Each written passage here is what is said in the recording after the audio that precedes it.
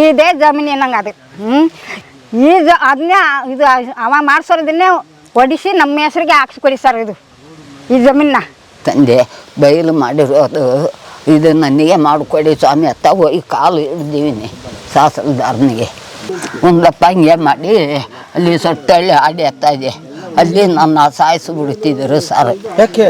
ಸಾಕು ತೆಗೆದು ಹಿಡಿದಾಗ ನೋಡ್ಬಿಟ್ಟು ಎದ್ದು ಬಸ್ಸು ಡೈವ್ ಅದು ಬರೀಲಿ ಒಯ್ ನಿಂತ್ಕೊಂಡೆ ನಾನು. ಇಲ್ಲಿ ಬಂದು ಇಳಿದು ನಾನು ಈ ಶಾಲೆ ಓಡಿ ಬಂದುಬಿಟ್ಟೆ. ಅವರು ಈ ಶಾಲೆ ಬಂದವ್ರೆ ನನ್ನ ಹಟ್ಕೊಂಡು ಬರೋಕ್ಕೆ. ಅಂದರೆ ಆದಿವಾಸಿಗಳಿಗೆ ಯಾವುದೂ ಕೂಡ ಸಮಸ್ಯೆ ಅಂತ ಹೇಳಿ ನೀವು ಭಾವಿಸೋದು ಬೇಡ, ಅದು ಬಗೆಹರಿಸ್ಕೊಳ್ಬೇಕಾಗಿರೋಂಥ ವಿಷಯ ಅಷ್ಟೇ. ಎಷ್ಟು ಸಾವಿರ ವರ್ಷಗಳ ಇತಿಹಾಸ ಇದೆ ಸರ್ ಆದಿವಾಸಿಗಳಿಗೆ? ಸರ್ 50,000 ವರ್ಷದ ಮಾನವ ಚರಿತ್ರೆ ಇದೆ ಸರ್. 50,000 ವರ್ಷದ ಮಾನವ ಚರಿತ್ರೆ ಇದೆ.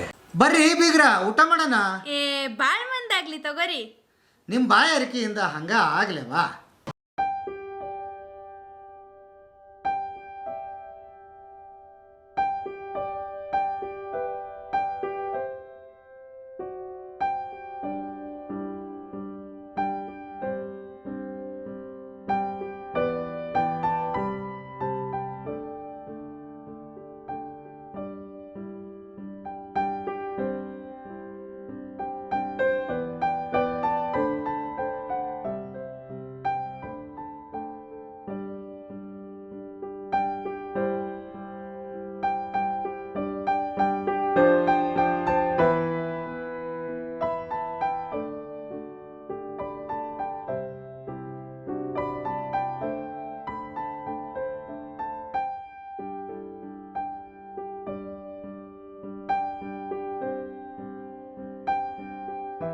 ಅಮ್ಮ ನೀವು ಏನೋ ಪತ್ರ ತಂದಿದ್ದೀರಿ? ಅವ್ರದ್ದು ಭೂಮಿ ಹಕ್ಕಿಂದು ಭೂಮಿದು ಸರಿದು ಇವ್ರು ಹೇಳಿದ್ರಲ್ಲ, ನನ್ನ ತಂದೆ ಕಾಲದಲ್ಲೇ ಭೂಮಿ ಮಾಡ್ತಾ ಇದ್ರು. ಆ ಭೂಮಿನ ಒಳೊಳಗೆ ಬೇರೆಯವರು ಸಾಗುವಳಿ ಮಾಡಿಸ್ಬಿಟ್ಟವ್ರೆ.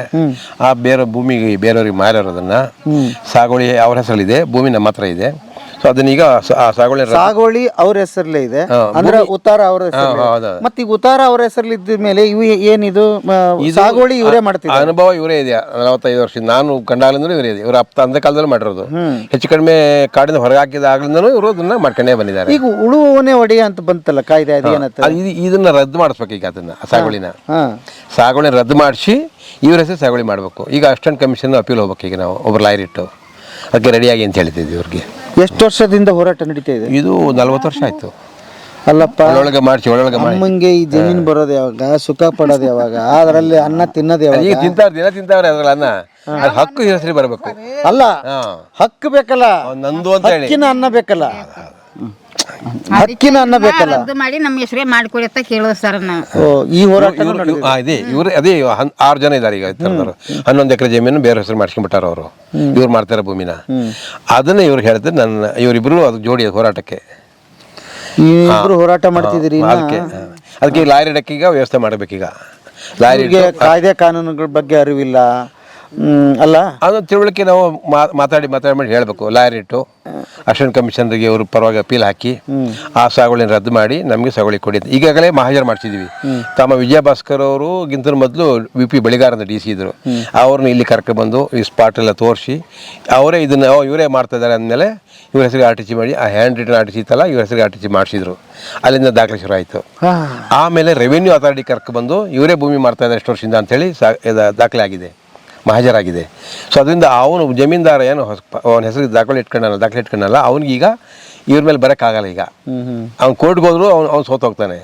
ಅದ್ರ ಬದಲು ನಾವೇನು ಮಾಡ್ತಿದ್ವಿ, ಈಗ ರದ್ದು ಮಾಡಿಸಿ ಕೊಡಿ, ಇಲ್ಲ ಅವ್ನಿಗೆ ಎಲ್ಲರೂ ಭೂಮಿ ಕೊಡೋರು ಕೊಡಿ, ಎಲ್ಲ ಸರ್ಕಾರಿ ಭೂಮಿ ಕೊಡಿ, ಅವನಿಗೆ ತೊಂದರೆ ಇಲ್ಲ, ಅವನು ಬದುಕೊಳ್ಳಿ. ಎಲ್ಲ ಕೊಂಡ್ಕೊಂಬಿಟ್ಟಾನೆ ಗೊತ್ತಿಲ್ದಾನೆ ಬಂದು ನೋಡ್ಬೇಕಾಯ್ತು. ಇವ್ರಿಗೆ ಆ ಕರುಣನೂ ಇದೆ. ಆ ಮನುಷ್ಯನಿಗೆ ಅನ್ಯಾಯ ಆಗಬೇಕು ಅಂತಿಲ್ಲ. ನನ್ನ ಭೂಮಿ ಒಳಗಡೆ ಅವ್ನು ತಗೊಂಡಲ್ಲ, ಅದು ತಪ್ಪೋದು. ಆದರೆ ಸರ್ಕಾರ ಇದನ್ನು ಸಾಗುವಳಿ ರದ್ದು ಮಾಡಿ ನಮಗೆ ಸಾಗುವಳಿ ಕೊಡಿ ಅಂತ 6 ಜನ ಕೇಳ್ತಾ ಇದ್ದಾರೆ. ಅವ್ರ ಪಾಪ 40 ವರ್ಷದಿಂದ ಹೋರಾಟ ಮಾಡ್ತಾರೆ. ಅಂದರೆ ನಾನು ಸಾಯೋದಕ್ಕಿಂತ ಮೊದಲು ಇದು ನನ್ನ ಕೈಗೆ ನಮ್ಮ ಹೆಸರಿಗೆ ಬಂದುಬಿಟ್ರೆ ನೆಮ್ಮದಿ ಸಾತೋಗ್ತೀನಿ ಅಂತ ಅವ್ರ ಆಸೆ. ಹೌದಾ? ಅದನ್ನೇ ಇವ್ರು ಹೇಳಿದ್ದು. ಇವರು ಅಲ್ಲಿ ಕೂಡ ಇವರು ನಾನು ಈಗ ಒಂದು 4-5 ವರ್ಷದ ಬರ್ತಾವಳೆ. ನಾನು ಇದಕ್ಕೆ 45 ವರ್ಷ ಏನೋ ಆಗಿದ್ದೀನಿ. ಕೋರ್ಟು ಕಚೇರಿಗೆಲ್ಲ ಬಂದರ? ಕೋರ್ಟ್ಗೆಲ್ಲನೇ ಹೋಗೋದು ಸರ್. ಈಗ ಫೈನಲ್ ಆಗಿ ತಹಸೀಲ್ದಾರ್ ಅವ್ರು ಬರ್ತಾರೆ, ಅವ್ರನ್ನು ಸುಮಾರು ಜನ ಬರ್ತಾರೆ, ನಾವು 2 ಜನ ಹೋಯ್ತೀವಿ ನಾವೇ ಕೋರ್ಟ್ಗೆ. ಸರ್ ಎಷ್ಟು ಸಂಕೀರ್ಣತೆ ಇದೆ ಸರ್ ವಿಚಾರಗಳಿಗೆ. ಶಿಕ್ಷಣದ್ದೇನೋ ಮಾಡ್ತಾ ಇದ್ದೀರಿ, ಆರ್ಥಿಕ ಏನೋ ಮಾಡ್ತಾ ಇದ್ದೀರಿ, ಮತ್ತು ಇಂಥ ಹೋರಾಟಗಳು. ಇದು ಭೂಮಿ ಹೋರಾಟ ಬಹಳ ಆಗ್ಬಿಟ್ಟಿದೆ ಸರ್. ಇವತ್ತು ಕರ್ಕೊಂಡು ಹೋಗ್ತೀವಿ, 260 ಎಕರೆ ಜಮೀನು ಹೋರಾಟ ಅದು ಅವ್ರಿಗೆ ಅದು ಸಿಕ್ಕಿದೆ. ಈಗ ಇಲ್ಲಿನೂ ಸಿಗ್ಬೇಕು ಇವ್ರಿಗಿನ್ನ. ಇದೇ ಜಮೀನು ಏನಂಗೆ ಅದು ಅದನ್ನೇ ಇದು ಅವ ಮಾಡ್ಸೋದನ್ನೇ ಒಡಿಸಿ ನಮ್ಮ ಹೆಸರಿಗೆ ಹಾಕ್ಸ್ಕೊಡಿ ಸರ್. ಇದು ಈ ಜಮೀನ ಗದ್ದೆ ಹೊರಗಟ್ಟಿ ನಾವೇ ಮಾಡುತ್ತಾ ಇರೋದು. ಅವನು ನಾವು ಅನುಭವಗಳಿದ್ವಿ, ಅವ್ನು ಮಾಡಿಸ್ಕೊಂಡೆ ದುಡ್ಡು ಕೊಟ್ಟು ಹಣದ ಮೇಲೆ ಮಾಡಿಸ್ಕೊಂಡು ಹಣ ಸುದ್ದ ನೋಡಿದ್ದೀವಿ ಸರ್. ನಾವು ತಹಸೀಲ್ದಾರನಿಗೆ ಕೊಟ್ಟಿರೋದು ನಾವು ಖುದ್ದ ನೋಡಿದ್ದೀವಿ. ಕಾಲು 2 ಕಟ್ಟು ಇತ್ತು. ನನಗೆ ಮಾಡಿಕೊಡಿ ಸ್ವಾಮಿ, ಹಿಂಗೆ ಇದು ಕಾಡು ಕಡ್ದಾಗ, ಆ ಕಾಡು ಕಡ್ದಾಗ ಅವನು ಬಂದಿತ್ತಿಲ್ಲ. ಅವ್ರು ಇತ್ತಿಲ್ಲ ಇಲ್ಲಿ, ಅವ್ರ ಊರು ಅಮ್ಮತ್ತಿನ ಸರ್. ಅಮ್ಮತ್ತಿಲಿ ಇದ್ದಿದ್ದು ಅದಕ್ಕೆ ಮುಂಚೆ ಕಾಡು ಕಡ್ದು ನನ್ನ ತಂದೆ ಬಯಲು ಮಾಡಿರೋದು. ಇದು ನನಗೆ ಮಾಡಿಕೊಡಿ ಸ್ವಾಮಿ ಅತ್ತ ಹೋಗಿ ಕಾಲು ಹಿಡ್ದೀವಿನಿ ತಹಸೀಲ್ದಾರನಿಗೆ. ಇಲ್ಲ ಕಣಮ್ಮ, ಎಲ್ಲ ಇವ್ರದ್ದು ಭೂಮಿ ನಿಮ್ಮದು ಇಲ್ಲ ಅಂದ್ರೆ ಬಂದು ನಮ್ಮ ಆಡಿನ ನೋಡಿ ಅತ್ತ ಹೇಳೋದು. ಬಂದು ಇಲ್ಲೇ ನೋಡ್ಬಿಟ್ಟು ನೋಡಿದ್ರು ಬಂದಿದ್ರು ಕರ್ಕೊಬಂದು ಇಲ್ಲೇನೆ ಕರ್ಕೊಬಂದು ಈಗ ಒಂದು ಭೂಮಿ ಇದ್ದಾರೆ, ಈ ತೆಂಗಿನ ಮರ ಮರ ಇಲಾಖೆ ಅದ ತಂದು ನಟ್ಟಿರುವಾಗ ಅವನಿಗೆ ಜ್ಞಾನ ಬೇಡುವ ಸರ್. ಸೈನಿಗೇನು ಮಾಡಿ ಏನಾದರೂ ಕೊಟ್ಟಿದ್ದು? ಇಲ್ಲ ಏನಂತೂ ಮಾಡಿಲ್ಲ. ನನ್ನ ತಂದೆ ಸಹಿತ ಸೈನ್ ಮಾಡಿಲ್ಲ, ಯಾರು ಸೈನ್ ಮಾಡಿಲ್ಲ. ಈ ಮರ ಕಡಿಯುವಾಗ ನಮ್ಮ ತಂದೆ ಇತ್ತಿಲ್ಲ. ಆಗ ಕೊಂಡೆ ನನ್ನ ತಂದೆ ಪಾಣಿ ಮಾಡಿಸ್ಕೊಟ್ಟಿದ್ದು ಕೊಂಡೆ ರೇಂಜರಿಗೆ ತೋರಿಸಿದೀನಿ. ಅವರು ಎಲ್ಲ ಕಾಡಿತ್ತ ಮೊದಲು ಕಾಡನ್ನೇ ಇದ್ದಿದ್ದು ಸರ್. ನೀವು ಮರ ಕಡಿದು ಜಮೀನು ಮಾಡಿದಿರಿ? ಮರ ಅರಣ್ಯ ಇಲಾಖೆಯವರೇ ತಗೊಂಡು ಹೋದರು. ಅರಣ್ಯ ಇಲಾಖೆಯವ್ರು ಎತ್ತಕೊಂಡು ಇಲ್ಲದ ಮರ ಈ ಬೇಲೆ ಅದ ಇತ್ತಾಗಿ ಅರಣ್ಯ ಇಲಾಖೆಯವ್ರೆ ಅಲ್ಲಿ ಗಟ್ಟಿ ಕೆರೆ ಅದೇ, ಅಲ್ಲಿ ಗಟ್ಟಿ ತೆಗೆದವ್ರೆ ಮರ. ಒಂದು ಕೆರೆ ಐತೆ ಸರ್, ಇಲ್ಲಿ ಒಂದು ಕೆರೆ ಐತೆ. ಪಾಣಿ ನಿನ್ನ ತಂದೆ ನೀನು ಸೈನ್ ಮಾಡಿರೋದು ತಗೊಂಡು ಬರ್ತಾರೆ ಅಂದರು. ಹೇಳಿದ್ರು ಪಿರಿಯಾಪಟ್ಟಣ ರೇಂಜರು ಅವ್ರಿಗೆ ಸಹಿತ ಕೊಂಡೆ ತೋರಿಸಿದೀನಿ. ಮರದ ಹಣ ಇದಮ್ಮ ಕೊಡ, ಅದಲ್ಲದೆ ಮರದ ಕಿಮ್ಮತ್ತಿ ಕಟ್ತೀನಿ, ಮರ ಕಡಿ ಬೇಡ ಸಾರತ್ತ ಅದನ್ನು ಹೋಗಿ ಹೇಳ್ದೆ. ಯಾರೋ ನಿಮ್ಮಂತೆಯವರು ಹೇಳ್ದೀಗ ಇಲ್ಲಮ್ಮ ಇದು ಅರಣ್ಯ ಇಲಾಖೆಗೆ ಹೋಯ್ತದೆ ಅಂದ್ರೆ ಅವ್ರ ಹೆಸರು ಅಲ್ಲ, ನನಗೆ ಗೊತ್ತಿಲ್ಲ. ನಾನು ಯಾಕೆ ದೊಡ್ಡವ್ರನ್ನ ಹೆಸರು ಕೇಳ. ಯಾರು ಉಳ್ತಾ ಇದ್ದಾರೆ ಇದನ್ನ? ನಾವೇ ಉಳೋದು. ನೀವೇ? ಹೆಸರು ಮಾತ್ರ ಅವ್ರದ್ದಿದೆ? ಪಾಣಿಯಲ್ಲಿ ಹೆಸರು ಅವ್ರದ್ದಿದೆಯಾ? ನಮ್ಮದು ಅವ್ರದ್ದು ಎಲ್ಲ ಜೊತೆಲೆ ಐತೆ. ಜೊತೆಲಿ ಇದ್ದಿದ್ದನ್ನ ತೀರಾ ನಮ್ಮ ಹೆಸರು ತೆಗೆದು ಬಿಟ್ಟು ಹೆಸರಿಗೆ ಕುಳಿಸ್ಕೊಂಡವನೇ ತೆಗೆಸ್ಬಿಟ್ಟು ತಹಸೀಲ್ದಾರನೇ ತೆಗೆದವನೇ ನಮ್ಮ ಹೆಸರು. ಅಲ್ಲೇ ಇದ್ದು ತಹಸೀಲ್ದಾರನ ಆಫೀಸಿಲೆ ಕಣ್ಣಲ್ಲಿ ನೀರು ಹಾಕೊಂಡು ಕಟ್ಕೊಂಡಿದ್ದೀನಿ. ನಮಗೆ ಮಾಡಿಕೊಡಿ ಸ್ವಾಮಿ, ನಾವು ಬಡವರು, ನಾವು ಎಲ್ಲಿಗೆ ಹೋಗೋದು, ನಮಗೆ ಕಾಡೂ ಇಲ್ಲ ಊರೂ ಇಲ್ಲ, ನಾವು ಎಲ್ಲಿಗೆ ಹೋಗಿ ಬದುಕಾಡೋದು, ಎಲ್ಲಿ ಮನೆ ಕಟ್ಟೋಕ್ಕೆ ಜಾಗ ಕೊಡೋಕ್ಕಿಲ್ಲ ಸ್ವಾಮಿ, ಹಂಗೆ ಮಾಡಬೇಡ ಅಂದ್ಬಿಟ್ಟು ಹೋಗಿ ಕಾಲು ಕಟ್ಕೊಂಡಿದ್ದೀನಿ. ಅದು ಹಂಗೆ ಮಾಡಿ ಅಲ್ಲದೆ ಎಲ್ಲ ಅವನು ಹೆಸರಿಗೆ ಕಣಮ್ಮ ಹೋಗಮ್ಮ ಅಂದ್ಬಿಟ್ಟು 300 ರೂಪಾಯಿ ಕೊಟ್ಟು ಕೇಳಿಸಿದ್ರು. ಬೇಡ ಅಂದೆ ಅಂದ್ರೆ ಇದು ಗಾಡಿಗೆ ಹಾಕೊಂಡು ಹೋಗಿ ಬಾಡಿಗೆ ಮಾಡಿ ಹೋಗಿ ಅಂದ್ಬಿಟ್ಟು 300 ರೂಪಾಯಿ ಕೊಟ್ಟವ್ರೆ. ದುಡ್ಡು ಕೊಟ್ಟಿದ್ದು ಅವನಿಗೆ ತಹಸೀಲ್ದಾರನಿಗೆ ನೋಡಿವಿ. ದುಡ್ಡು ಹಣ ಕೊಟ್ಟಾಗ 2 ಕಂತೆ ಹಿಂಗೆ ಪೇಪರ್ ಹೋಳಿಕೆ ಕೈಲಿ ಅವ್ರ ಕೈಲಿ ಹಿಂಗೆ ತಳ್ಳಿಬಿಟ್ಟು ಆಗ ಅದು ಪಾಣಿನ ಇದು ನಮ್ಮ ಹೆಸರು ಅಲ್ಲಿ ಇದ್ದಿದ್ದನ್ನ ಹೆಸರು ಹೊಡೆದು ಅವನಿಗೆ ಮಾಡವ್ರೆ. ಅದು ಎಲ್ಲ ನೋಡ್ಕೊಂಡು ಅಲ್ಲೇ ನಿಂತಿದ್ದು. ಆದರೆ ನಮಗೆ ಗೊತ್ತಿಲ್ಲ, ಓದು ಬರಲ್ಲ ಸರ್, ಗೊತ್ತಿಲ್ಲ. ಆಗಲ್ಲ ಇವಳು ಬತ್ತಿತ್ತಿಲ್ಲ, ನಾನು ಒಬ್ಬಳೇ. ನಾನು ಹೇಳಿದಿಲ್ವ ಸರ್, ಆಪರೇಷನ್ ಆಗಿ ಮಡಿಕೇರಿ ಆಸ್ಪತ್ರೆಯಲ್ಲಿದೆ ಅಂತ. ನಾನು ಒಬ್ಬಳೇ ಹೋಯ್ತಿದ್ದೆ. ಈಗ ಒಂದು 4-5 ವರ್ಷದ ಇವಳು ಬರೋದು. ನಾನು ಒಬ್ಬಳೇ ಮೈಸೂರಿಗೆ ಇದು ತೋರಿಸ್ಕೊಟ್ರು. ಇದೇ ಆಫೀಸಿಗೆ ಈ ಕೂಡು ರೋಡಲ್ಲಿ ರಸ್ತೆಯಲ್ಲಿ ಇಳ್ಕೊಂಡು ಇಲ್ಲಿಗೆ ಹಣ ಹೋಗ್ಬೇಕತ್ತ ಒಬ್ಬಳೇ ಎಲ್ಲ ಹೋಗಿದ್ದೀನಿ. ಅಲ್ಲಿಗೂ ಕೇಸ್ ಹಾಕಿದ ಮೈಸೂರಿಗೆ, ಅಲ್ಲಿಗೂ ಹೋಗಿದ್ದೀನಿ ಒಬ್ಬಳೇ. ಹೆಂಗೆ ಹೋಗ್ತಿದ್ರಿ? ಬಸ್ನಲ್ಲಿ ಹೋಗೋದು. ಇದು ಬಸ್ಸಿನವ್ರಿಗೆ ಹೇಳ್ತಿದ್ದೆ, DC ಆಫೀಸಿಗೆ ಹೋಯ್ತಾ ಇದೆಯಲ್ಲ ಸರ್ ರೋಡು, ಅಲ್ಲಿ ಇಳಿಸ್ಕೊಡಿ, ನನಗೆ ಗೊತ್ತಾಗಿಲ್ಲ ಅಂತ. ಆಗ ಅಲ್ಲಿ ಬಸ್ಸು ನಿಲ್ಲಿಸುವಾಗ ಇಳ್ಕೊಂಡು ಹೋಗ್ತಿದ್ದೆ. ಅವರೆಲ್ಲ ಮಾತಾಡೋದು ಅರ್ಥ ಆಗದ ನಿಮಗೆ? ಇದು ಕನ್ನಡದಲ್ಲಿ ಹೇಳ್ತಿದ್ರಲ್ಲ ಸರ್, ನಾವು ಕನ್ನಡ ಹೇಳಿದ್ರೆ ಅರ್ಥ ಆಯ್ತದೆ. ಅರ್ಥ ಆಯ್ತದೆ. ಆಗ ಗೊತ್ತು ಮಾಡಿಕೊಂಡು ಅಲ್ಲಿ ನಿಲ್ಲಿಸ್ತಿದ್ರು. ಇದೇ ಹೋಗಮ್ಮ ರೋಡು, ಅದೇ ಡಿ ಸಿ ಆಫೀಸ್ ಅತ್ತ. ಆಗ ಹೋಯ್ತಿದ್ದೆ ಒಬ್ಬಳೆ. ಒಂದಪ್ಪ ಹಿಂಗೆ ಮಾಡಿ ಅಲ್ಲಿ ಸೊಟ್ಟಳ್ಳಿ ಆಡಿ ಹತ್ತಾ ಇದೆ. ಅಲ್ಲಿ ನನ್ನ ಸಾಯಿಸಿಬಿಡ್ತಿದ್ರು ಸರ್. ಯಾಕೆ? ಇದು ಹೌದೇ, ಸಂಜುವ ಅವನ ಜೊತೆಯಲ್ಲಿ 2 ಆಳು ಕರ್ಕೊಂಡು ಬಂದ. ಸಾಕು ತೆಗೆದು ಹಿಡಿದಾಗ ನೋಡ್ಬಿಟ್ಟು ಎದ್ದು ಬಸ್ಸು ಡೈವ್ ಅದು ಬರೀಲಿ ಒಯ್ ನಿಂತ್ಕೊಂಡೆ. ನಾನು ಇಲ್ಲಿ ಬಂದು ಇಳಿದು ನಾನು ಈ ಶಾಲೆ ಓಡಿ ಬಂದುಬಿಟ್ಟೆ. ಅವರು ಈ ಶಾಲೆ ಬಂದವ್ರೆ ನನ್ನ ಹತ್ಕೊಂಡು ಬರೋಕ್ಕೆ. ನಾನು ಈ ಶಾಲೆ ಬಂದುಬಿಟ್ಟೆ. ಆಗ ಒಬ್ಬಳೇ ಹೋಯ್ತಿದ್ದೆ. 10 ಗಂಟೆ ಬಸ್ಸಿನಲ್ಲಿ ಬತ್ತಿದ್ದು ಮೈಸೂರಾದ. ಎಷ್ಟು ತಾಯಿ ಮಕ್ಕಳು ನಿಮಗೆ? ನನಗೆ ಮಕ್ಕಳು ತೀರಾ ಸತ್ತು ಹೋಗಿ ಈಗ ಒಬ್ಬ ಇರೋದು. ಮಗನ ಗಂಡು ಮಕ್ಕಳು ಇಕ್ಕಳವ್ರೆ. ಒಬ್ಬನಿಗೆ 3, ಒಬ್ಬನಿಗೆ 4, ಒಬ್ಬನಿಗೆ 1. ಇದು ಮಕ್ಕಳು. ಮೊಮ್ಮಕ್ಕಳು? ಮೊಮ್ಮಕ್ಕಳು. ಮಕ್ಕಳು ಎಷ್ಟು ಜನ ನಿಮಗೆ? ನನಗೆ ಮಕ್ಕಳು ತೀರಾ ಸತ್ತು ಹೋದ ಸರ್. 9 ಮಕ್ಕಳು ಇದ್ದಿದ್ದು ತೀರಾ ಸತ್ತು ಹೋದ ನನಗೆ. ಸತ್ತೋದು ಚಿಕ್ಕವರಿರುವಾಗ? ಇದು ಇಲ್ಲ, ಒಬ್ಬ 2 ಜನ ಮದುವೆ ಆಗಿ ಒಬ್ಬನಿಗೆ 4 ಮಕ್ಕಳದೆ, ಒಬ್ಬನಿಗೆ 3, ಒಬ್ಬನಿಗೆ 1, ಒಬ್ಬಳಿಗೆ 2, ಮತ್ತು ಇವಳಿಗೆ 6, ಮತ್ತು ಒಬ್ಬಳಿಗೆ 5. ಹೆಣ್ಣು ಮಕ್ಕಳನ್ನು ನೋಡೋಕ್ಕಿಲ್ಲ. ಗಂಡು ಮಕ್ಕಳು ಸತ್ತು ಹೋದರು. ಒಬ್ಬ ಅವನೇ ಅತ್ತ ಎಲ್ಲೋ ಹೋಗಿ ಇದ್ದಾನೋ, ಅವನು ಸತ್ತು ಹೋಯ್ದಾನೋ. ಅವನು ಪೂರ ಕುಡುಕ ಇದ್ದಾನೋ ಏನೋ. ನನಗೆ ಹೋಗಿ ತಿರುಗಿ ನೋಡೋಕ್ಕೆ ನನಗೆ ಈಗ ಬಲ ಇಲ್ಲ, ಕಾಸು ಇಲ್ಲ. ಈಗ ಈ ಜಮೀನು ನಿಮ್ಮ ಮೊಮ್ಮಕ್ಕಳಿಗೆ ಬರುತ್ತೆ ಅಂತನಾ? ಮೊಮ್ಮಕ್ಕಳಿಗೆ ಮಾಡೋಕ್ಕೇನೆ. ಹೌದು, ಇಷ್ಟೆಲ್ಲ ಕಷ್ಟಪಡ್ತಿರಲ್ಲ, ವಯಸ್ಸಾಗೋಯ್ತು, ಇಷ್ಟೆಲ್ಲ ಆಗೋಗಿದೆ, ನಿಮಗೆ ಸುಖನೇ ಸಿಗಲಿಲ್ಲ. ಯಾರಿಗೋಸ್ಕರ ಇದು ಜಮೀನು? ಮಕ್ಕಳಿಗೆ ಮಕ್ಕಳಿಗೆ. ನನಗೆ ಸುಖ ಸಿಕ್ಕಿದ್ನಿಲ್ಲ ಅಂದರೆ ತಂದೆ ಕೈಯಲ್ಲಿ ನಾನು ಇದು ಹಗ್ಗ ಉಡಿದು ಸೊಂಟಿಗೆ ಕಟ್ಟಿಕೊಂಡು ಕಾಡು ಕಡಿತಿದ್ರಲ್ಲ ಸರ್, ಬೇರೆ ಕೇಳ್ತಿದ್ರೆ ಸೊಪ್ಪು ಕಳ್ಳೆ ತಿಂದ್ಕೊಂಡು ಅದರ ಆಸೆಗೆ ಎಷ್ಟು ಭಂಗ ಹತ್ತಾ ಇರೋದು. ನನ್ನ ತಂದೆ ಮಾಡಿದ ಸಂಪಾದನೆ ಹೋಯ್ತದೆ ಅಲ್ಲ ಅತ್ತ.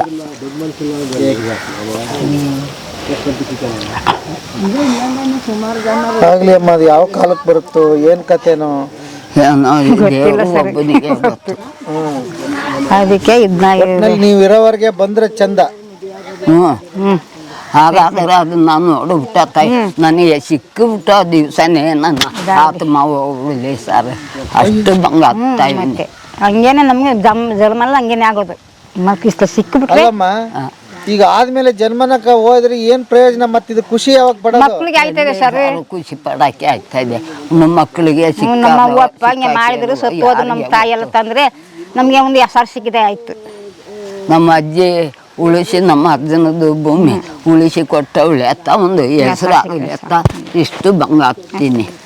ರೈತರು ಊರ ಕಡೆ ಹೋದರೆ ನೀನು ಭೂಮಿಗೆ ಸಾಯಬೇಡ, ಒಂದೊಂದು ತುತ್ತು ಊಟ ಮಾಡತ್ತಾರೆ. ನನಗೆ ಊಟ ಮಾಡೋಕ್ಕೇನೆ ನಿಪುಣ ಇಲ್ಲ ಸರ್. ಅಷ್ಟು ಭಂಗ ಆಗ್ತಾ ಇವ್ನಿ. ಊಟ ಮಾಡ್ಬೇಕು ನೀವೀಗ. ಕೇಸ್ ಮತ್ತೆ ಇದನ್ನ ಮಾಡ್ಬೇಕಲ್ಲ. ಏನು ಮಾಡೋದು? ಜೀವ ಎಲ್ಲಿಂದ ತರ್ತೀರಿ? ದುಡ್ಡು ಎಲ್ಲಿಂದ ತರೋದು ಹೋರಾಟ ಮಾಡಕ್ಕೆ? ಹೋರಾಟ ಮಾಡೋಕ್ಕೆ ದುಡ್ಡು ಎಲ್ಲಿ ಸರ್? ಅದೇ ಆ ಸಲ ಸಾಯಿಬರು ಒಬ್ಬರಿಗೆ ಲಾಯರಿಗೆ ಕಟ್ಟಿದ್ರು 25,000 ಕೋರ್ಟಿಗೆ ಕಟ್ಟಿದ್ರು. ಒಬ್ಬನಿಗೆ ಪರಮಟ್ಟವಾದರಿಗೆ ಅಲ್ಲ, ಇದು ಇವರಿಗೆ ಲಾಯರಿಗೆ ಒಂದು ದಪ್ಪ ಪರಮಟ್ಟ ಲಾಯರಿಗೆ ಅವರೇ ನನ್ನ ನಿಲ್ಲಿಸ್ಕೊಂಡೆ 50,000 ಕಟ್ಟಿದ್ರು. ಈಗ ನಮ್ಮ ತಾವು ಹಣ ಇಲ್ಲ, ನಿಮ್ಮ ಕೈ ಕಾಸು ತಗೊಂಡು ಬನ್ನಿ ಥರ ಕಾಸು ಇಲ್ಲ ತಾವು. ಈಗ 1 ರೂಪಾಯಿ ಇಲ್ದೇನೆ.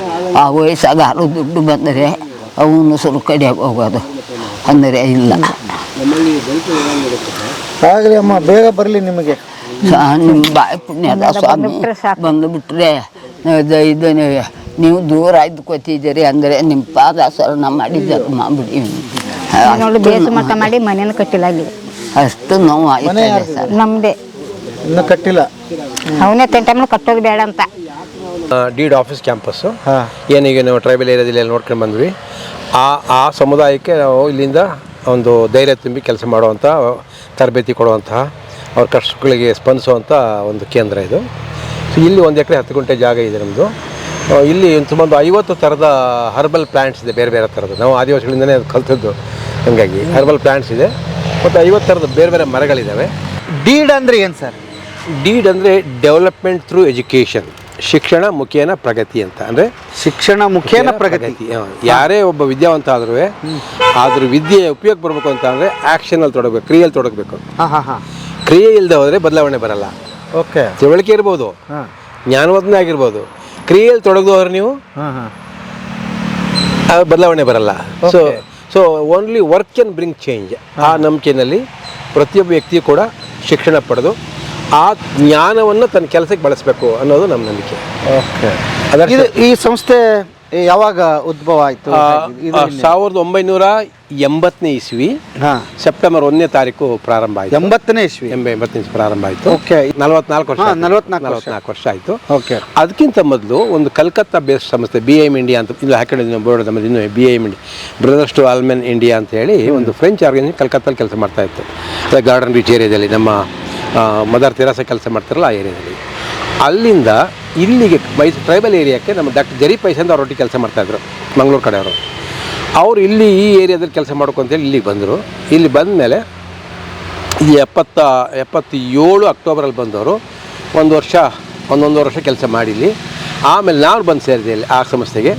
ಅದು ಸೇರಿದ ಮೇಲೆ ನಾವಿಬ್ಬರು ಸೇರ್ಕೊಂಡು ಇಲ್ಲಿ ಲೋಕಲ್ ಸ್ನೇಹಿತರು ಸೇರಿ ಒಂದು ಸ್ಥಳೀಯವಾದ ಸಂಸ್ಥೆನ ಹುಟ್ಟಾಕಿದ್ವಿ, ಡೆವಲಪ್ಮೆಂಟ್ ಥ್ರೂ ಎಜುಕೇಷನ್ ಅಂತ ಹೇಳಿ. ಡೆವಲಪ್ಮೆಂಟ್ ಎಜುಕೇಷನ್ ಸಿಂಬಲ್ ಇದೆಯಲ್ಲ, ಎಂಬ್ಲಮ್ ಇದೆಯಲ್ಲ, ಅದು ಒಂದು ಸರ್ಕಲ್ಲು ಮತ್ತು ಒಂದು ಸ್ಕ್ವೇರ್ ಇದೆಯಲ್ಲ, ಅದು ಏನಂತಂದರೆ ಆರ್ಕಿಮಿಡಿಸ್ ಪ್ರಿನ್ಸಿಪಲ್. ಅದೇ give me a lever I will lift the world ಅಂತ ಹೇಳಿದ್ದಾರ. ಅಂದರೆ if you know the technical know how you can solve any problems ಅಂತ. ಯಾವುದು ಇದು ಎಂಬ್ಲಮ್, ಅದು give me a lever I will lift the world ಅಂತೇಳಿ Archimedes ಹೇಳಿದ್ರಲ್ಲ, ಆ ಪ್ರಿನ್ಸಿಪಲ್ ಬಳಸಿರೋದು. ಈ ಮನುಷ್ಯನ ಸಮಸ್ಯೆಗಳ ಬಗೆಹರಿಸೋಕ್ಕೂ ಅಷ್ಟೇ, ನಿಮಗೆ ತಿಳುವಳಿಕೆ ಇದ್ದು ಜ್ಞಾನ ಇದ್ದು ಅದಕ್ಕೆ ಸೂಟಬಲ್ ನೀವು ಟೆಕ್ನಿಕಲ್ ನಾಲೆಡ್ಜ್ ಇದ್ದರೆ, ಟೆಕ್ನಿಕಲ್ ನೋವು ಇದ್ದರೆ ನೀವು ಎಂಥ ಸಮಸ್ಯೆನೂ ಬಗೆಹರಿಸ್ಬೋದು. ಹೌದಾ? ಅಸಾಧ್ಯವಾದ ಯಾವುದು ಇಲ್ಲ, ಉಳಿಯಲ್ಲ. ಹಾಗೆ ಆ ಥರ ಒಂದು ಮಾನಸಿಕ ಸ್ಥಿರ ತಗೊಳ್ಬೇಕು ಅಂತ. ಆ ಕಾರಣಕ್ಕಾಗಿ ನಾವು ಅದು ಬರೀ ನಿಮ್ದಕ್ಕಲ್ಲ, ಒಟ್ಟಾರೆ ಯಾರಿಗೆ ಬೇಕಾದ್ರೂ ಆಗ್ಬೋದು. ನಾವು ಅದನ್ನು ಅಳವಡಿಸ್ಕೊಂಡಿದ್ದೀವಿ. ಶಿಕ್ಷಣ ಮುಖೇನ ಪ್ರಗತಿ ಆ ಸಾಧನೆ ಮಾಡಲಿಕ್ಕೋಸ್ಕರ. ಪ್ರತಿಯೊಬ್ಬರ ಜೀವನದಲ್ಲೂ ಒಂದು ಬ್ಲಾಕ್ ಬಂದೇ ಬರುತ್ತೆ, ಒಂದು ಸಮಸ್ಯೆಗಳು ಇದ್ದೇ ಇರ್ತದೆ. ಸೊ ಇದೇ ಸರ್ಕಲ್ಲೇ ಸಮಸ್ಯೆ, ಇದೇ ಸ್ಕ್ವೇರ್ ಇದೆಯಲ್ಲ ಅದನ್ನೇ ಒಂದು ಅಡೆ. ಅದನ್ನ ನೀವು ಮೀರಿ ನೀವು ಮೇಲೆ ಎದ್ದೇಳಬೇಕು ಅಂತಂದ್ರೆ ಇದು ಸಮಸ್ಯೆ ಆಯ್ತು. ಅದು ಅದನ್ನ ತಡೆ ಅಂತ ಇಟ್ಕೊಳ್ಳಿ, ಇದನ್ನ ತಡೆಯೋದು. ನೀವು ಅದನ್ನ ತಡೆ ನೀವು ಮೀಟಿದ್ರೆ ಅಲ್ಲಿ ಹಾರೆ ಹಾಕಿ ಮೀಟಿದ್ರೆ ಏನಾಗುತ್ತೆ ಹೇಳಿ, ತಡೆನೂ ಶಕ್ತಿ ಉಪಯೋಗ ಬಂತು, ಅದು ಮುಂದಕ್ಕೆ ಉಳುತ್ತೆ ಅದು. ಓಕೆ, ಸೊ ಹಂಗೆ ಈಗ ಉದಾಹರಣೆ ದೇವಸ್ಥಾನದಲ್ಲಿ ರಥಚಕ್ರ ಎಳೆಯುವಾಗ ಒಂದ್ಸರಿ ಸ್ಪೀಡ್ ಹೋದಂಗಿರ್ಲಿ ಬ್ರೇಕ್ ಹಾಕ್ತಾರೆ, ಆದರೆ ಬ್ರೇಕ್ ತೆಗೆದ ತಕ್ಷಣ ಹೇಳಿದ್ರೆ ಫಸ್ಟ್ ಅಂತ ಹೋಗುತ್ತೆ. ಹಂಗೆ ಇದು ಲಿವರ್ ಥರ ಅದು. ಅಂದರೆ ಹಾಗಾಗಿ ನಾವು ಈ ಪ್ರಿನ್ಸಿಪಲ್ ಬೆಳೆಸಿದ್ವಿ. ಅಂದರೆ ಆದಿವಾಸಿಗಳಿಗೆ ಯಾವುದೂ ಕೂಡ ಸಮಸ್ಯೆ ಅಂತ ಹೇಳಿ ನೀವು ಭಾವಿಸೋದು ಬೇಡ, ಅದು ಬಗೆಹರಿಸ್ಕೊಳ್ಬೇಕಾಗಿರೋಂಥ ವಿಷಯ ಅಷ್ಟೇ. ಸಮಸ್ಯೆ ಅಂಥೇಳಿ ಚಿಂತೆ ಮಾಡೋಕೆ ಹೋಗೋದಲ್ಲ, ಬಗೆಹರಿಸ್ಕೊಳ್ಬೇಕಾಗಿರುವಂಥ ಕೆಲಸ, ಬಾಕಿ ಇರೋ ಕೆಲಸ ಅಂತ ಅರ್ಥ. ಸೊ ಆ ಥರ ಒಂದು ಕಲ್ಪನೆ ಕೊಟ್ಟು ಶುರು ಮಾಡಿದ್ದೆ. ನಿಮ್ಮ ಎಜುಕೇಶನ್ ಏನು ಸರ್? ನಾನು MSW ಮಾಡಿದೆನು, master degree in social work ಮಾಡಿದೆ. ಅದು ನಂದು tribal welfare and correctional administration. Jail inmates ಒಂದು ಪಾಸಿಟಿವ್ ಆಟಿಟ್ಯೂಡ್ ಬೆಳೆಸ್ಕೊಂಡು ಹೆಂಗೆ ಅವ್ರು ಸಹಜ ಮಾನವ ಆಗಬೇಕು. ಜೈಲಿನ ಇನ್ಮೇಟ್ಸ್ ಇದಾರಲ್ಲ, ಜೈಲಿ ಒಳಗೆ ಇರುತ್ತೆ ಕೈದಿಗಳು, ಆ ಕೈದಿಗಳು ಸಹಜ ಮಾನವರಾಗಿ ಮತ್ತೆ ಹೊರ ಬರಬೇಕು ಅವರು. ನೀವು ಅದ್ರ ಮೇಲೆ ಅಧ್ಯಯನ ಮಾಡಿದೆ. ಅದ್ರ ಮೇಲೆ ನಾನು ಸ್ಟಡೀಸ್ ಮಾಡಿದ್ದೀನಿ. ಮತ್ತು ಟ್ರೈಬಲ್ ವೆಲ್ಫೇರ್ ಬಗ್ಗೆ ಸ್ಟಡೀಸ್ ಮಾಡಿದೆ. ಅಲ್ಲಿ ಟ್ರೈಬಲ್ ವೆಲ್ಫೇರ್ ಬಗ್ಗೆ ಏನು? ಟ್ರೈಬಲ್ ವೆಲ್ಫೇರ್ನಲ್ಲಿ ನಾನು ಸೌತ್ ಇಂಡಿಯಾ ಟ್ರೈಬ್ಸ್ ಎಲ್ಲ ಸೇರಿ ತಿರುಗಾಡ್ಕೊಂಡು ಬಂದು ನಮ್ಮಲ್ಲಿ ಯಾವ ಒಂದು ವರ್ಷ ಡೀಟೈಲ್ ಆಗಿ ಯಾವ ಜನಾಂಗದ ಆದಿವಾಸಿಗಳ ಬದುಕು ಹೆಂಗಿದೆ, ಅವ್ರ ಮೂಲ ಏನು, ಎಷ್ಟು ಸಾವಿರ ವರ್ಷದ ಆಂಥ್ರೋಪಾಲಜಿಕಲ್ ಹಿಸ್ಟ್ರಿ ಇದೆ ಅವರಿಗೆ, ಮತ್ತು ಅವರು ಅರಣ್ಯ ಮೂಲಗಳಲ್ಲಿ ಹೇಗೆ ಬದುಕ್ತವೆ, ಅರಣ್ಯದಲ್ಲಿ ಹೇಗೆ ಕೃಷಿ ಮಾಡೋದು ಹೆಂಗೆ ಬದುಕಿದ್ರು, ಆಹಾರ ಸಂಗ್ರಹಿಸಿ ಬದುಕು ಬಾಳೋ ಸಮುದಾಯಗಳು ಯಾವುವು, ಅವ್ರ ಭಾಷೆಗಳೇನು, ಅವರ ಟ್ರೆಡಿಷನಲ್ ನಾಲೆಡ್ಜ್ ಏನಿದೆ, ಅದನ್ನೆಲ್ಲ ನಾನು ಅಲ್ಲಿ ಅಧ್ಯಯನ ಮಾಡಿದ್ದು. ಆಲ್ ಇಂಡಿಯಾ ಕೂಡ ಸುತ್ತಾಡಿದ್ವಿ ಆ ಟೈಮ್ ಅರ್ಥ ಮಾಡ್ಕೊಳ್ಳೋ ದೃಷ್ಟಿಯಿಂದ. ಎಷ್ಟು ಸಾವಿರ ವರ್ಷಗಳ ಇತಿಹಾಸ ಇದೆ ಸರ್ ಆದಿವಾಸಿಗಳಿಗೆ? ಸರ್ 50,000 ವರ್ಷದ ಮಾನವ ಚರಿತ್ರೆ ಇದೆ ಸರ್. 50,000 ವರ್ಷದ ಮಾನವ ಚರಿತ್ರೆ ಇದೆ. ಜೀವಿ ಮತ್ತು ಇದು ಪ್ರಕೃತಿಯ ಚರಿತ್ರೆ ತಗೊಂಡ್ರೆ ಮೊದಲು 60,000 ವರ್ಷಗಳ ಕಾಲ ಇದು ಕಲ್ಚರ್ ಆಫ್ ಇದೆಯಲ್ಲ ಆದಿವಾಸಿ ಅಂತ ಕರಿತೀವಿ. ಅಂದರೆ ಫುಡ್ ಗ್ಯಾದರಿಂಗ್ ಕಲ್ಚರ್ ಅಂತ. ಇದನ್ನ 60,000 ವರ್ಷನ ಆದಿವಾಸಿ ಸಂಸ್ಕೃತಿ ಅಂತ ಕರೆಯೋದು. ಅಲ್ಲಿ ಕಾಡಲ್ಲಿ ಬೆಳೆಯದೇ ಬರುವ ಆಹಾರ ಬೆಳೆಗಳನ್ನು ಸಂಗ್ರಹಿಸಿ ಬಾಳೋದೇ ಅವರ ವೃತ್ತಿ. ಹೊಟ್ಟೆ ಹಸಿದ್ರೆ ಆಹಾರ ಹುಡುಕ್ತೀವಿ, ತಿಂತೀವಿ, ಖುಷಿ ಪಡ್ತೀವಿ, ಆ ಥರದ. ನೆಕ್ಸ್ಟ್ 60,000 ವರ್ಷ ಆದಮೇಲೆ ಮುಂದಿನ 30,000 ವರ್ಷ ಅಡ್ವೆಂಟ್ ಆಫ್ ಅಗ್ರಿಕಲ್ಚರ್ ಅಂತಾರೆ ಅದನ್ನು. ಏನಂತಾರೆ ಅದನ್ನು? ಅಡ್ವೆಂಟ್ ಆಫ್ ಕೃಷಿ ಸಂಸ್ಕೃತಿ. ಅದು ಕೃಷಿ ಸಂಸ್ಕೃತಿ ಒಂದು 30,000 ವರ್ಷ ಚರಿತ್ರೆ ಹೊಂದಿದೆ. ಅದು 30,000 30,000 ಚರಿತ್ರೆ ಹೊಂದಿದೆ. ಅಂದರೆ ಒಂದು ಕಡೆ ನೆಲೆ ನಿಂತು ಕೃಷಿ ಮಾಡುವಂಥದ್ದು ಅಥವಾ ಶಿಫ್ಟ್ ಮೊದಲು ಬರೀ ಆಹಾರ ಸಂಗ್ರಹ ಮಾಡಬೇಕು. ಎಲ್ಲರೂ ಆದಿವಾಸಿಗಳು ಹೆಂಗೆ ನೋಡಿದರೆ ಗಡ್ಡೆ ಗೆಣಸು ಜೇನು ಆ ಕಾಡಲ್ಲಿ ಬೆಳೆಯದೇ ಬರೋ ಆಹಾರ ಬೆಳೆಗಳನ್ನ ಸಂಗ್ರಹಿಸಿ ಬೆಳೆದು, ಇಲ್ಲ ಸಮುದ್ರದಲ್ಲಿ ಮೀನು ಸಿಕ್ಕರೆ ಮೀನು ಹಿಡ್ಕೊಂಡು ತಿನ್ನೋದು, ಅಥವಾ ಹೀಗೆ ಪ್ರಾಣಿ ಪಕ್ಷಿಗಳನ್ನ ನಾವು ಬೇಟೆ ಹಾಕಿ ಈ ಥರದ್ದು. ಈ ಕೃಷಿ ಸಂಸ್ಕೃತಿ ಹುಟ್ಟಿದ್ದು ಕೂಡ ಹೆಂಗೆ, ಅದು ಆದಿವಾಸಿ ಸಂಸ್ಕೃತಿನೇ ಹುಟ್ಟಿದ್ದು. ಈಗ ಗಂಡ ಬೇಟೆಗೆ ಹೋಗ್ತಾನೆ, ಹೆಂಡತಿ ಮನೇಲಿ ತಾಯಿ ಗರ್ಭಿಣಿ ಆಗಿದ್ದಾಗ ಅಥವಾ ಹಾಗೆ ಮನೇಲಿ ಗುಡಿಸಲೇ ಇರ್ತಾಳೆ, ಗುಹೆಲೇ ಇರ್ತಾಳೆ ಅಂತೇಳಿ ಅಲ್ಲಿ ತಂದು ಬಿಸಾಕಿದ ಗಿಡ ಅಲ್ಲಿ ಹುಟ್ಕೊಳ್ಳುತ್ತೆ, ಅದು ನೋಡ್ತಾಳೆ. ಇಲ್ಲಿ ಬಿಸಾಕಿದ್ರೆ ಹುಟ್ಕೊಳ್ತಾ ಆದರೆ ನಾವು ಕೃಷಿ ಯಾಕೆ ಮಾಡಬಾರ್ದು ಕಲ್ಪನೆ ಶುರು ಆಗುತ್ತೆ. ಮಹಿಳೆಯಿಂದ ಅದು ಕೃಷಿ ಶುರು ಆಗಿರೋದು ಆ್ಯಕ್ಚುಲಿ ಹೇಳಿದರೆ. ಹೌದಾ? ಕೃಷಿ ಸಂಸ್ಕೃತಿ 30,000 ವರ್ಷ ಬಾಳಿದೆ. ಅಲ್ಲಿ 90,000 ವರ್ಷ ಆಯಿತು. ಈ ಮುಂದಿನ 10,000 ವರ್ಷನ 3 ಭಾಗ ವಿಂಗಡಿಸ್ಬೇಕು. ಮೊದಲನೇದು 9,000 ವರ್ಷ ಕಲ್ಚರ್ ಆಫ್ ಸಿವಿಲೈಸೇಷನ್. ಅದು ಒಂದು ನಾಗರಿಕ ಸಂಸ್ಕೃತಿ ಅಂತ ಕರ್ಕೋಬೋದು ನೀವು ಅದನ್ನು. ಅಲ್ಲೇನೆ ನೀವು ಧರ್ಮ, ಜಾತಿ ಅವು ಇವು ಎಲ್ಲ ಹುಟ್ಕೊಂಡಿರೋದು, ಮನುಷ್ಯನ ವಿಂಗಡಿಸೋದು. ಅಲ್ಲಿ ತನಕ ಬರೀ ಬುಡಕಟ್ಟುಗಳೇ, ಸಮುದಾಯಗಳೇ. ಹಂಗೆ ಈ 9,000 ವರ್ಷ ಆದಮೇಲೆ ಸಹ ಕಲ್ಚರ್ ಆಫ್ ಮಾಡರ್ನೈಸೇಷನ್ ಹುಟ್ಕೊಂಡಿದೆ. 1,000 ವರ್ಷದ ಆ ಕಲ್ಚರ್ ಆಫ್ ಮಾಡರ್ನೈಸೇಷನ್ ನೀವು 3 ಭಾಗ ನೋಡ್ಬೋದು. ಒಂದು ನಮ್ಮ ಮಹಾರಾಜಗಳು ಆಳಿದಂಥ ಒಂದಷ್ಟು ವರ್ಷಗಳು. ಆಮೇಲೆ ಬ್ರಿಟಿಷ್ನವರು ಇಲ್ಲಿ ಬಂದು ಒಂದು 200 ವರ್ಷ 250 ವರ್ಷ ಆಳಿದ ದಿನಗಳು. ಈಗ ನಮ್ಮದು ಒಂದು 50-60 ವರ್ಷ ನಮ್ಮವು. ಈ ಥರ ಬೇರೆ ಮಾಡಿದರೆ ಈ ಪ್ರಕೃತಿ ಮೊದಲು 60,000 ವರ್ಷ ಇದ್ದಾಗ ಹೆಂಗಿತ್ತು, ಆಮೇಲೆ ಆನಂತರ 30,000 ವರ್ಷ ಹೆಂಗಿತ್ತು, ಒಟ್ಟು 90,000 ವರ್ಷ ಹೇಗಿತ್ತು, ಆಮೇಲೆ ಈಗ 9,000 ವರ್ಷ ಕಲ್ಚರಲ್ ಸಿವಿಲೈಸೇಷನ್ ಆಯ್ತಲ್ಲ, ಆ ಟೈಮಲ್ಲಿ ಹೆಂಗಿತ್ತು ಲೆಕ್ಕ ಹಾಕಿದರೆ ದೊಡ್ಡ ಚೇಂಜಸ್ ಇಲ್ಲ. ಆದರೆ ಕಲ್ಚರ್ ಆಫ್ ಮಾಡರ್ನೈಸೇಷನ್ ಅಂತ ಏನು ಕರಿತೀವಿ, ಆಮೇಲೆ ಅರಣ್ಯದ ಮೇಲೆ ಪ್ರಹಾರ ಆಗಿರೋದು. ಈಗ ನಾವು ವನ್ಯಜೀವಿ ಕಾಯ್ದೆ ಅಂತ ಹೇಳ್ತೀವಿ.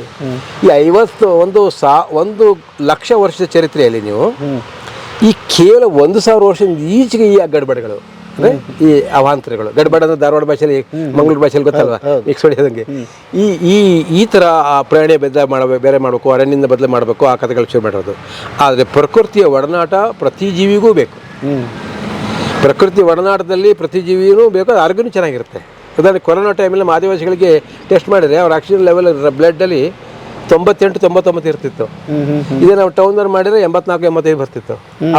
ಕರೋನಾ ಅವ್ರಿಗೆ ಅಟ್ಯಾಕ್ ಆಗ್ತಿತ್ತು, ಅವ್ರಿಗೆ ಆದಿವಾಸಿಗಳು ಅಟ್ಯಾಕ್ ಆಗ್ತಿರಲಿಲ್ಲ. ಆಕ್ಸಿಜನ್ ಚೆನ್ನಾಗಿದೆ, ಫೈಟ್ ಚೆನ್ನಾಗುತ್ತೆ ಅಂತ. ಸೊ ಹಂಗೆ ಪರಿಸರದೊಳಗೆ ಎಲ್ಲರೂ ಬದುಕಬೇಕು ಅಂತ. ಸೊ ನಾವು ಆದಿವಾಸಿಗಳನ್ನ ಅರಣ್ಯದಿಂದ ಬೇರ್ಪಡಿಸೋದೇ ತಪ್ಪು. ಶಾರದಾ ಒಳಗೆರೆ ಅಂತೇಳಿ ನಾನಿಲ್ಲಿ ಡಿಡ್ ಸಂಸ್ಥೆಯಲ್ಲಿ ಒಂದು 20-25 ವರ್ಷದಿಂದ ಕೆಲಸ ಮಾಡ್ತಾ ಇದ್ದೇನೆ. ಇಲ್ಲಿ ಮುಖ್ಯವಾಗಿ ಒಂದು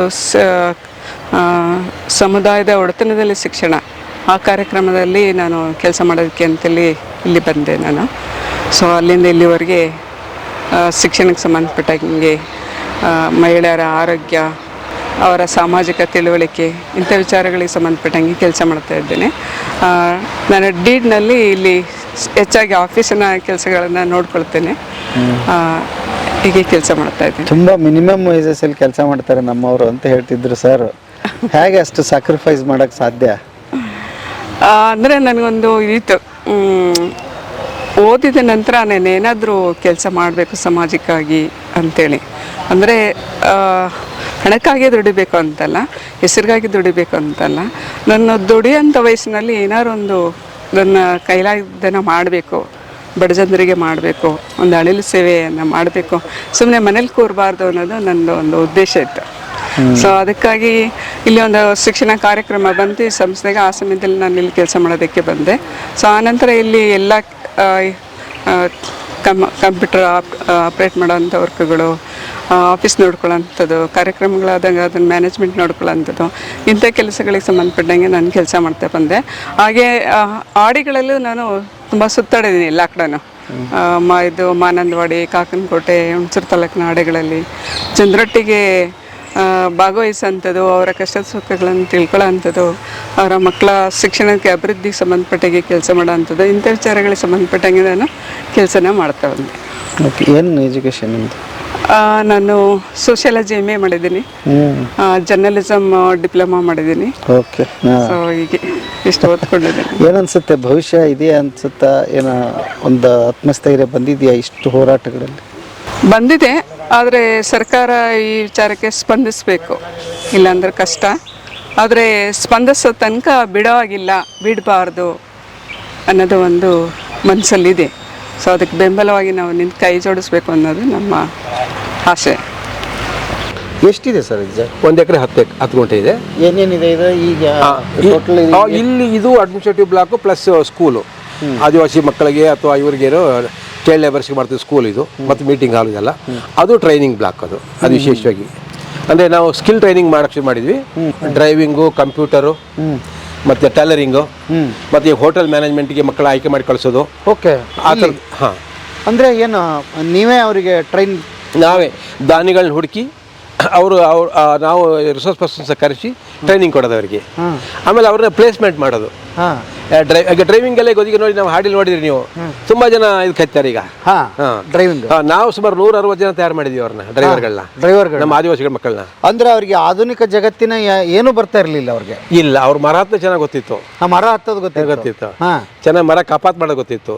ಈ ಗಾಡಿ ಓಡಿಸೋದು, ಯಂತ್ರ ಓಡಿಸೋದು ಎಲ್ಲ ಗೊತ್ತಿರಲಿಲ್ಲ ಅವ್ರಿಗೆ. ಈಗ ಆ ಗಾಡಿ ಮೇಲೆ ಕೂತು ಗಾಡಿ ಓಡಿಸೋ ಇಷ್ಟ ಇದೆ ಈಗ. ಸೊ ಅದಕ್ಕೆ ತುಂಬ ಸ್ಕೋಪ್ ಇದೆ. ಈಗ ನೋಡಿ, ಅವ್ರನ್ನ ಈಗ ಜೀವನ ನಡೀತಾ ಇದೆ. ಈಗ ನೀವು 3 ಜೀಪ್ ನೋಡಿದ್ರಿ, 3 ಜನರು ಕರ್ಕೊಂಡೋಗಿ ಕರ್ಕೊಂಬರ್ತಿದ್ದಾರೆ. ಅವ್ನ ಜೀವನ ನಡೀತು, ಅವ್ರ 10 ಜನ ಜೀವನ ನಡೀತು, ಅವ್ರಿಗೊಂದು ಹೊಸ ಟೆಕ್ನಾಲಜಿಯ ಇದು ಸಿಕ್ತು. ಸೊ ಡ್ರೈವಿಂಗ್ದು ನೀವು ಕೊಡ್ತೀವಿ? ಡ್ರೈವಿಂಗ್ ಕೊಡ್ತಿದ್ವಿ. ಡ್ರೈವಿಂಗ್ ಸ್ಕೂಲಲ್ಲಿ ರಿಜಿಸ್ಟರ್ ಮಾಡ್ಕೊಂಡಿದ್ವಿ ನಾವು ಕೂಡ. ಆಮೇಲೆ ಕಂಪ್ಯೂಟರ್ ಕೊಡ್ತಿದ್ವಿ. ಒಂದು 20 ಜನಕ್ಕೆ, ಜಾಸ್ತಿ ಕೊಡಲಿಲ್ಲ, 20 ಜನಕ್ಕೆ ಕೊಟ್ವಿ. ಟೈಲರಿಂಗ್ ಮತ್ತೊಂದು 50 ಜನಕ್ಕೆ ಕೊಟ್ವಿ. ಸೊ ಅದನ್ನ ಈಗ ನಮಗೆ ರಿಸೋರ್ಸ್ ಇಲ್ಲದೆ ನಿಲ್ಲಿಸ್ತೀವಿ. ನಾವೇನು ಹೇಳಿದ್ವಿ ಅಂದರೆ, ಒಬ್ಬ ಡ್ರೈವರು ಇನ್ನೊಬ್ಬ ಡ್ರೈವರ್ಗೆ ಸಪೋರ್ಟ್ ಮಾಡಿದ್ದು ಕೇಳಿದ್ವಿ. ಒಬ್ಬ ಡ್ರೈವರು ಇನ್ನೊಬ್ಬ ಡ್ರೈವರಿಗೆ ಸಪೋರ್ಟ್ ಮಾಡಬೇಕು. ಯಾರು ಹೊರಗಿನ ಸೋರ್ಸ್ ಮೇಲೆ ಅವಲಂಬನೆ ಆಗೋದು ಬೇಡ. ಈಗ ನೀವು ಸಂಪಾದನೆ ಮಾಡ್ತಾ ಇದ್ದೀರಲ್ವಾ, ನೀವು ನಿಮ್ಮ ಶಿಷ್ಯನಾಗ ಬಂದು ತಯಾರು ಮಾಡಿ. ಈಗ ನಿಮಗೆ ಮೊದಲನೇ ಸಾರಿ ನಾವು ಒಂದು 10-16 ಸಾವಿರ ರೂಪಾಯಿ ಖರ್ಚು ಮಾಡಿ ನಿಮಗೆ ಡ್ರೈವಿಂಗ್ 2 ತಿಂಗಳು 3 ತಿಂಗಳು ಟ್ರೈನಿಂಗ್ ಕೊಟ್ಟು 2 ವೀಲರು 4 ವೀಲರ್ ಎಲ್ಲ ಟ್ರೈನಿಂಗ್ ಕೊಟ್ಟು ಲೈಸೆನ್ಸ್ ಕೊಡಿಸಿ ನಿಮಗೆ ಗಾಡಿ ಮೇಲೆ ನೀವು ಕುತ್ಕೊಳ್ಳೋಂಗಾಗಿದ್ದೀರಿ, ಸ್ವಂತ ಜೀವನ ಮಾಡ್ತಾಯಿದ್ದೀರಿ. ನೀವೊಬ್ಬ ಗುರುವಾಗಿ ಇನ್ನೊಬ್ಬ ಶಿಷ್ಯನ ಬೆಳೆಸಿ. ಈಗ 160 ಜನ ಇನ್ನೊಂದು 160 ಜನಕ್ಕೆ ಪ್ರಮೋಟ್ ಮಾಡಿದರೆ ಟ್ರೈನಿಂಗ್ ಅದು ಆಯ್ತು. ಮತ್ತೇನೇನು ಕೊಡ್ತೀರಿ? ಕಂಪ್ಯೂಟರ್ ಆಯ್ತು, ಆ ಕಂಪ್ಯೂಟರು, ಟೈಲರಿಂಗು, ಡ್ರೈವಿಂಗು ಇದು 3. ಆಮೇಲೆ ಹೋಟೆಲ್ ಮ್ಯಾನೇಜ್ಮೆಂಟ್ಗೆ ಬೇರೆಯವ್ರನ್ನ ನಾವು ಟ್ಯಾಗ್ ಆನ್ ಮಾಡ್ತೀವಿ. ಹೋಟೆಲ್ ಅಂದರೆ ಈಗ ಹೊಸ ಸ್ಕಿಲ್ಸ್ ಏನಿದೆ ಅದನ್ನು ಕಲಿಸುವಂಥದ್ದು. ಅದಲ್ಲದೆ ನಮ್ಮ ಟ್ರೈಬಲ್ ಲೀಡರ್ಸ್ಗೆ ಬೇಕಲ್ಲ, ಅಂದರೆ ನಾವು ನೆಹರುವಿನ ಪಂಚಶೀಲ ಪ್ರಿನ್ಸಿಪಲ್ಸ್ ಇದೆಯಲ್ಲ, ನೆಹರುವಿನ ಪಂಚಶೀಲ ಪ್ರಿನ್ಸಿಪಲ್ಸ್ ಅಂದರೆ ಆದಿವಾಸಿಗಳ ಅಭಿವೃದ್ಧಿ ಅವರ ಇಚ್ಛೆಯಂತೆಯೇ, ಅವ್ರ ಲೀಡರ್ಶಿಪ್ಪಲ್ಲೇ, ಅವರ ಸ್ಪೀಡಲ್ಲೇ ಅವ್ರಿಗೆ ಬೇಕಾದಂಗೆ ಆಗಬೇಕು. ಬಲವಂತ ಎಲ್ಲೂ ಮಾಡಬಾರ್ದು, ಹಿಂಸೆ ಎಲ್ಲೂ ಆಗಬಾರ್ದು, ಎಳ್ಕೊಂಡು ಹೋಗೋಂಗಾರ್ದು. ಅಂದರೆ ಆದಿವಾಸಿಗಳ ಬುದ್ಧಿವಂತಿಕೆ, ಆದಿವಾಸಿಗಳ ಜ್ಞಾನ, ಆದಿವಾಸಿಗಳ ಇಚ್ಛೆ, ಆದಿವಾಸಿಗಳ ಅಭಿಪ್ರಾಯ ಅಂತಲೇ ಅವ್ರ ಲೀಡರ್ಶಿಪ್ಪಲ್ಲಿ ನಡೀಬೇಕು. ಆ ಪಂಚಶೀಲ ಪ್ರಿನ್ಸಿಪಲ್ಸನ್ನು ನಾವು ಜಾಸ್ತಿ ಇಲ್ಲಿ ಅಳವಡಿಸ್ಕೊಂಡಿದ್ದೀವಿ. ಮತ್ತು ಅಷ್ಟೇ ಅಲ್ಲ, ಅವರ ಲೀಡರ್ಶಿಪ್ಪಲ್ಲಿ ಎಲ್ಲ ವ್ಯವಹಾರ ನಡೀಬೇಕು ಅಂತೇಳಿ ನಾವು ತಹಸೀಲ್ದಾರ್ ಆಫೀಸ್ಗೆ ಹೋಗ್ಬಿಟ್ಟು ಅವ್ರ ಪರವಾಗಿ ಅಡ್ವೊಕೇಟ್ ಮಾಡೋದಲ್ಲ. ನಾನು ಇಲ್ಲಿ ಅವ್ರನ್ನ ತಯಾರು ಮಾಡಿ ಆ ಐಡಿಯಾ ಕೊಟ್ಟು, ಆ ಕಾನೂನು ಅದನ್ನು ಹೇಳಿಕೊಟ್ಟು ಅವ್ರನ್ನ ಇಲ್ಲಿ ಕಳಿಸುವಂಥದ್ದು, ಸಾಧ್ಯ ಅವ್ರ ಜೊತೆಗೆ ಹೋಗಿ ಬರುವಂಥದ್ದು ಅಷ್ಟೇ. ಸೊ ಹಾಗಾಗಿ ಆ ಥರ ಲೀಡರ್ಶಿಪ್, ಸೋಷಿಯಲ್ ಲೀಡರ್ಶಿಪ್ಪು ಮತ್ತು ಇಲ್ಲಿ ಅವರ ಸಂಘಟನೆಗೆಲ್ಲ ಕೊಡ್ತೀವಿ. ಈಗ ಅಂಬೇಡ್ಕರ್ ಹೇಳಿದಂಗೆ ಏನೋ ಒಂದು ಶಿಕ್ಷಣ ಸಂಘಟನೆ ಹೋರಾಟ ಇದೆಯಲ್ಲ, ಇದನ್ನು ಅಳವಡಿಸ್ಕೊತಾ ಇದ್ದೀವಿ. ಎಷ್ಟು ದಿವಸ ಟ್ರೈನಿಂಗ್ ಕೊಡ್ತೀರಿ ಇಲ್ಲಿ? ಅಂದರೆ ಒಂದು ಡಿಪೆಂಡ್ಸ್, 1 ವಾರ ಟ್ರೈನಿಂಗು ಇರುತ್ತೆ. ಆ ಟೈಲರಿಂಗ್ ಆದರೆ 3 ತಿಂಗಳು ಟ್ರೈನಿಂಗ್, 6 ತಿಂಗಳು ಟ್ರೈನಿಂಗ್ ಇರ್ತದೆ. ಕಂಪ್ಯೂಟರ್ ಆದರೆ 6 ತಿಂಗಳು ಟ್ರೈನಿಂಗ್ ಇರ್ತದೆ. ಡ್ರೈವಿಂಗ್ ಆದರೆ 3 ತಿಂಗಳು ಸಾಕು. ಬರೀ ವೀರ್ಮುಕ್ತಗಳದಲ್ಲ, ಥಿಯರಿನೂ ಹೇಳ್ಕೊಡ್ಬೇಕು ಅವರಿಗೆ. ಎಲ್ಲ ಫ್ರೀ ಅವ್ರಿಗೆ ಫ್ರೀ ಇಲ್ಲಿ ತನಕ ಫ್ರೀಯಾಗಿ ಮಾಡಿದ್ವಿ. ನಾನು ಹೇಳಿದ್ವಿ ಈಗ ಅಂತಂದರೆ, ಇದಕ್ಕೆ ದಾನ ಕೊಡೋರು ಕಡಿಮೆ, ಅದು ಕೊಡೋರು ಇರ್ಬೋದು, ಬಟ್ ನಮ್ಮ ಸ್ಕೋಪಿಗೆ ಅವ್ರು ಬರ್ತಾಯಿಲ್ಲ. ಅವ್ರಿಗೆ ನಾನು ಹೇಳಿ ಈಗ ತರಬೇತಿ ಕೊಟ್ಟಿದ್ವಲ್ಲ, ಆ ಲೀಡರ್ಗಳೇ 160 ಜನ ತರಬೇತಿ ಕೊಟ್ಟಿದ್ವಿ. ಆ 160 ಜನ ಅವ್ರ ಅಣ್ಣತಮ್ಮರಿಗೊಬ್ಬರು ಹುಡುಕ ಕಳಿಸ್ಲಿ, ಅವ್ರಿಗೆ ಅವ್ರು ಸ್ಪಾನ್ಸರ್ ಮಾಡಲಿ. ಯಾಕೆಂದ್ರೆ ದಿನಕ್ಕೆ ಅವನು 1,000 ರೂಪಾಯಿ ಸಂಪಾದನೆ ಮಾಡ್ತಾನೆ. ಈಗ ಒಂದ್ಸರಿ ವೀಲ್ ಮೇಲೆ ಕುಂತಾನು, ಅದರಲ್ಲಿ ಒಂದು 200 ರೂಪಾಯಿ ನಂದಲ್ಲ ಅಂತ ಇಟ್ಟಾಗಿಟ್ರೆ ಒಂದು ವರ್ಷ ಒಬ್ಬ ಅವನೊಬ್ಬ ಶಿಷ್ಯನ ಮಾಡ್ಕೋಬೋದಲ್ಲ.